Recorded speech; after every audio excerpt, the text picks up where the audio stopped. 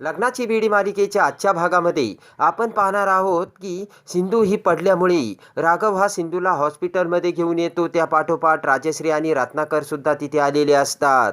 तेव्हा राघव म्हणतो की बरं झालं बाबा तुम्ही आले. तेव्हा रत्नाकर राघवला समजावतो आणि म्हणतो की राघव तू काही काळजी करू नकोस. तेवढ्या डॉक्टर तिथे येत म्हणतात की मिस्टर राघव मी तुम्हाला डायरेक्ट सांगते सिंधूची तब्येत थोडी क्रिटिकल आहे आणि तिचा BP सुद्धा लो आहे आणि त्याच्यात ही आता इंजुरी आली. राघव म्हणतो की सिंधू ठीक आहे ना आणि तिला काही होणार नाही ना. तेव्हा डॉक्टर म्हणतात की आम्ही काही टेस्ट करतोय त्यानंतरच आपल्याला सर्व काही समजेल. रत्नाकर म्हणतो की राघव तू धीर सोडू नको. सिंधूची तब्येत आता थोडीशी नाजूक आहे तेव्हा तुला दणकट राहावं लागेल. इकडे माई सुद्धा राणीची समजूत घालत असते. माई म्हणते की राणी मी तुझी भावना समजू शकते. या धक्क्यातून सावरणं खूप अवघड आहे पण त्यामुळे असा दुसऱ्याला त्रास करायचा नसतो. माई म्हणते की सिंधू गरोदर आहे. या अवस्थेत तू तिला असं ऐकायला नको होतं. इकडे ऋतुजा सुद्धा काकूला म्हणते की काकू मी तुम्हाला खात्रीने सांगते की सिंधू रायाच्या मृत्यूला जबाबदार नव्हती. राणी म्हणते की माई तुम्हाला अजूनही असं वाटतं की सिंधू रायाच्या मृत्यूला जबाबदार नाही. माई तुम्ही तुमचा मुलगा दगावलाय आणि तुम्हाला सिंधूची काळजी वाटते. आता मला वाटायला लागलं की रायाचं दुःख या घरात कुणालाच नाही आहे फक्त मी सोडून. माई म्हणते की राया माझ्या काळजाचा तुकडा होता आणि या सगळ्याच्या दुःखाचा आधार म्हणून आपल्या घरी आता बाळ येणार आहे. माई म्हणते की अगं राणी त्याच्याकडे जरा सकारात्मक दृष्टीने बघ. तेव्हा राणी म्हणते की मी कसं बघू सकारात्मक दृष्टीने. इकडे काकू म्हणते की सिंधू आणि तिच्या बाळाला जर काही झालं तर आपण आपली जबाबदारी व्यवस्थित पार पाडू शकत नाही असंच होईल. ऋतुजा म्हणते की ती राणी सिंधूला किती बोलली आणि ती काय बोलते याचं तिलाच भान नव्हतं. ऋतुजा म्हणते की काकू आपल्या घरामध्ये हे सर्व काय चाललंय. अगोदर राया गेला त्यानंतर आपल्या घरात आनंदाचा एक क्षण आला. सिंधू प्रेग्नंट आहे ही बातमी ऐकून पण आता हे काय झालं. इकडे राणी म्हणते की राया घरातून गेल्यामुळे सिंधूने घरात आनंद आणला असं सगळ्यांना वाटतं पण त्यामुळे मला किती दुःख होतं हे कुणालाच कळत नाही. राणी म्हणते की माई मी तुम्हाला एक गोष्ट आत्ताच सांगते काही जरी झालं ना तरी त्या सिंधूला मी कधीच माफ करणार नाही. इकडे राजश्री राघव सर्वजण बसलेले असतात. तेवढ्यात डॉक्टर तिथे येतात आणि म्हणतात की सिंधू आता सुखरूप आहे. तेव्हा राजश्री हात जोडत म्हणते की विनायका तुझे आभार. तर तेवढ्या डॉक्टर म्हणतात की पण अजून एक वाईट बातमी आहे. राघव म्हणतो की काय. तर डॉक्टर म्हणतात सिंधूचं मिसकॅरेज झालंय. तेव्हा ते ऐकून राघववरती वीज कोसळलेली असते. तेव्हा राघव म्हणतो की डॉक्टर तुमचं काहीतरी कन्फ्युजन झालं असेल. तेव्हा डॉक्टर म्हणतात आय एम सॉरी आम्ही तुमच्या बाळाला नाही वाचवू शकलो. डॉक्टर म्हणतात त्याचं काय आहे. सिंधू ही जिन्यावरून पोटावरच पडली होती त्याच्यामुळे पोटाला मार लागला आणि आय एम सॉरी म्हणून आम्ही बाळाला नाही वाचवू शकलो. तर राघव हा पटकन खाली बसलेला असतो. तेव्हा राघवकडे बघून डॉक्टर म्हणतात की मिस्टर राघव तुम्ही आता खंबीर राहायला हवं आणि या अवस्थेत सिंधूची काळजी घ्यायला हवी असे म्हणत डॉक्टर तेथून निघून गेलेले असतात. त्यानंतर रत्नाकर हा काकूला फोन लावतो आणि म्हणतो की बाळ गेलंय. तेव्हा लगेचच काकूला सुद्धा मोठा धक्का बसतो. काकू भरल्या डोळ्यांनी म्हणते सिंधू कशी आहे. तर रत्नाकर म्हणतो की सिंधू ठीक आहे पण बाळ आपल्या काही हाताला लागलं नाही. तर लगेच ऋतुजा म्हणते की काय झालं काकू तुमच्या डोळ्यात का पाणी. सिंधू ठीक आहे ना. तर काकूच्या तोंडातून शब्दही फुटत नसतात. रत्नाकर म्हणतो की वहिनी राघव खूप खचून गेला आहे. त्यानंतर रत्नाकर फोन ठेवतो. तर ऋतुजा म्हणते काय झालं वहिनी. तेव्हा काकू म्हणते की सिंधू ठीक आहे पण डॉक्टर सिंधूचे बाळ काही वाचू शकले नाही. तेव्हा ऋतुजाला मोठा धक्का बसतो. त्यानंतर राजश्री रत्नाकर आणि राघव सिंधू समोर येतात. तर सिंधू डोळे उघडते. तेव्हा आता सिंधूला काय सांगावे आणि काय नाही हे राघवला काही कळत नसतं. तर सिंधू ही उठण्याचा प्रयत्न करू लागते. तेव्हा राजश्री म्हणते की नाही सिंधू उठण्याचा प्रयत्न करू नकोस.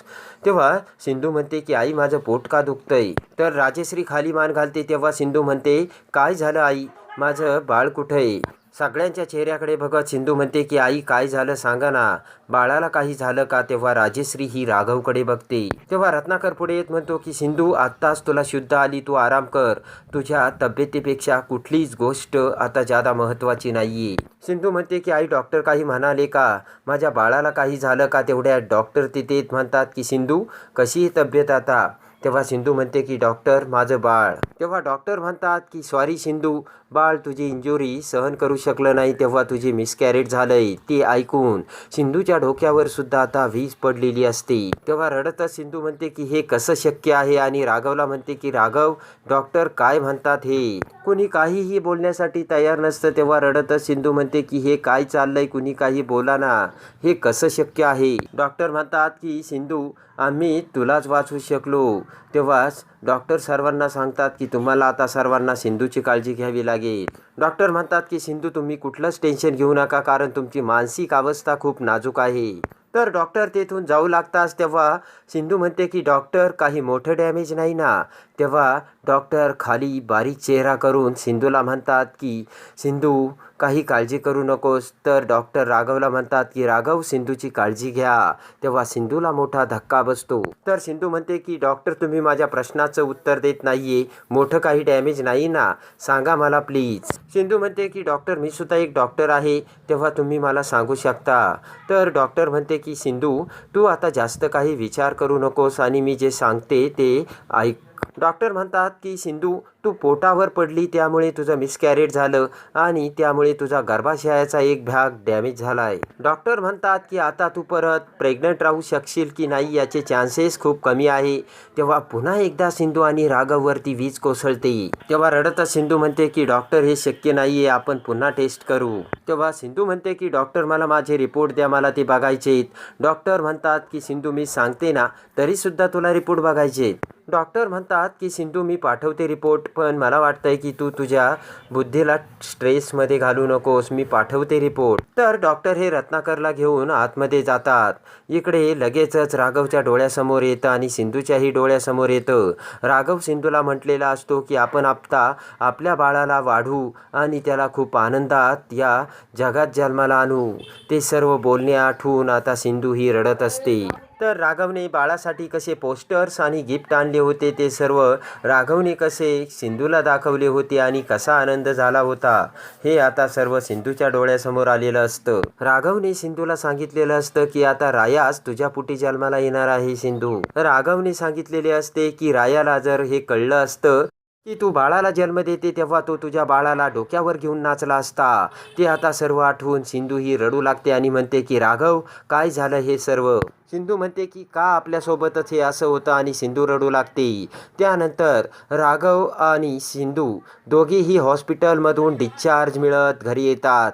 तेव्हा सर्व रत्नबारकी जमा झालेले असतात. तर काकूला खूप राग आलेला असतो आणि काकू राणीसमोर येत म्हणते की सिंधूचे मिसकॅरेज झाले आणि आता ती कधीच आई होऊ शकणार नाही. तेव्हा राणीला मोठा धक्का बसतो. तर काकू राणीला म्हणते की तू सिंधूला शाप दिला होता तो खरा ठरला. तेव्हा आता राणी म्हणते की काकू तुम्ही तो दोष माझ्यावरती का देता. तेव्हा काकू म्हणते की एक शब्दही बोलू नकोस राणी. तेव्हा काकू म्हणते की राणी तू जो अक्षम्य गुन्हा केला आहे ना त्याला माफी नाही आणि आत्ताच्या आत्ता तू घराबाहेर निघ असे म्हणत काकू ही राणीवरती मोठ्याने खेकसते आणि राणीवरती धावून जाते. तेव्हा आता राणी सिंधूकडे बघते तर आता काकूने राणीला घराबाहेर काढले आहे.